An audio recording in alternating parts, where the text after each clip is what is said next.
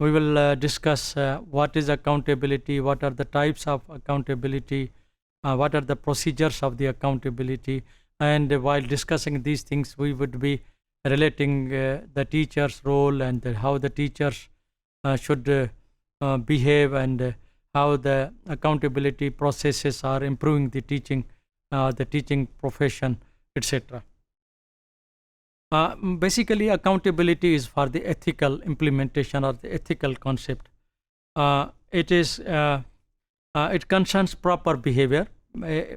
Accountability is for putting someone on the proper desirable behavior, and deals with the responsibility of the individual and the organizations. What kind of the responsibility one is supposed to do, given by the institutions or the organizations, and for their actions towards their peoples and the agencies. Accountability is for the actions towards other people and towards the agencies, means institutions.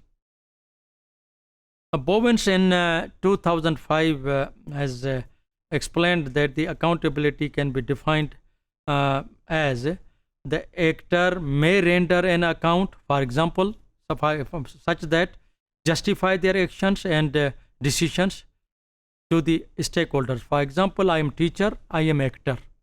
I have to justify my actions to the stakeholders or the head of the institutions, and other are to the society, or to the parents, or to the students, or to the states. One of the stakeholders. In the teaching process or in the educational process, if the teacher is at one side and the rest of all the elements or all the persons are considered as the stakeholders, and the stakeholders may hold the actor to account, such that impose sanctions or grant permissions. Do and not to do, do's and don'ts. So this is for the accountability.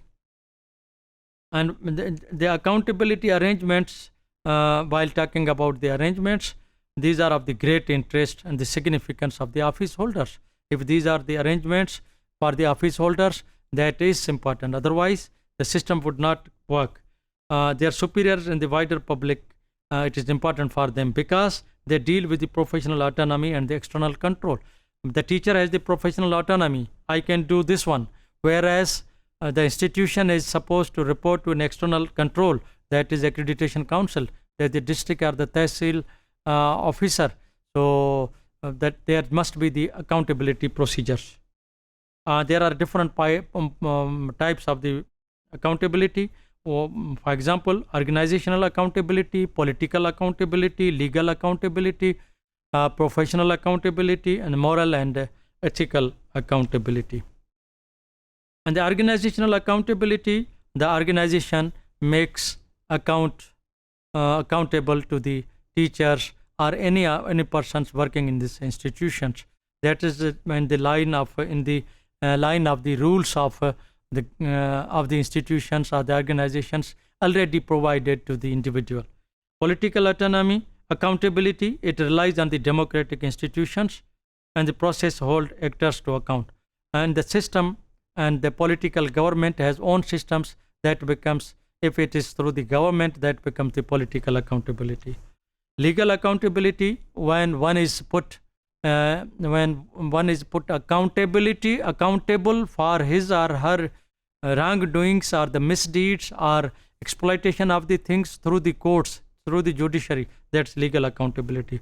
Professional accountability is to making someone accountable or checking someone's accountability through the professional bodies, like in Pakistan, the professional body is National NACTI, National Accreditation Council of Teacher Education.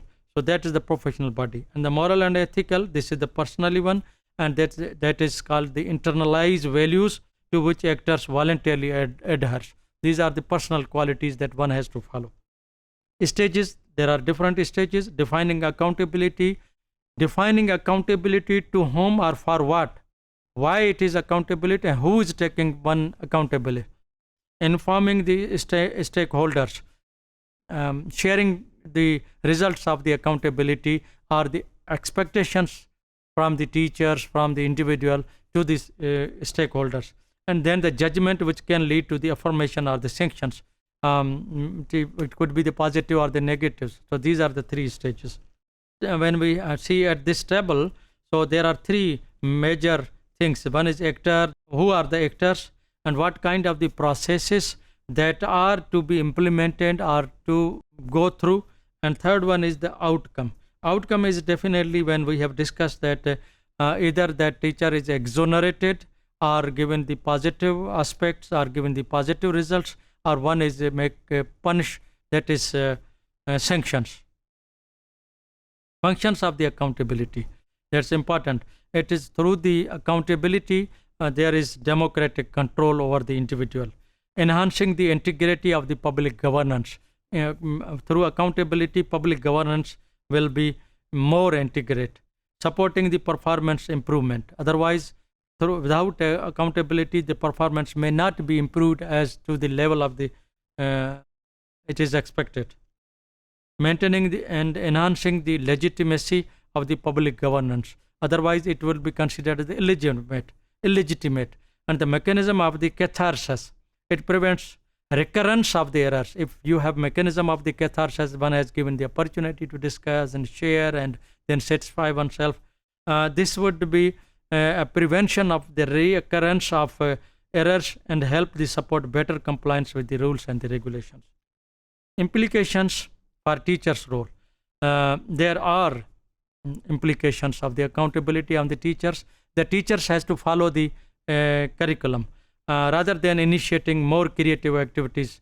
And the teachers mostly say this is the curriculum, but I have to follow my own creative patterns. No, that may make the teacher accountability. Teacher has to follow the curriculum in the true spirit. And those creative activities would be tailored to the particular needs of individual pupils in the classroom that may not be permissible by the institution. Accountability is a big challenge, and accountability as a challenge for the public service in general and the professional working in the schools in particular is how to combine two imperatives. There are two most imperatives of the are taken as the accountability challenge. Number one, performance orientations. How I can perform? What are the expectations in the sense of measurable performance against published targets? What are the published targets and in what way these can be achieved? That is called performance orientations. I should be, as a teacher, must have the orientations. Number two, maintenance and the revival of the broader professional values. These are both challenges for the challenges of the accountability to the teachers.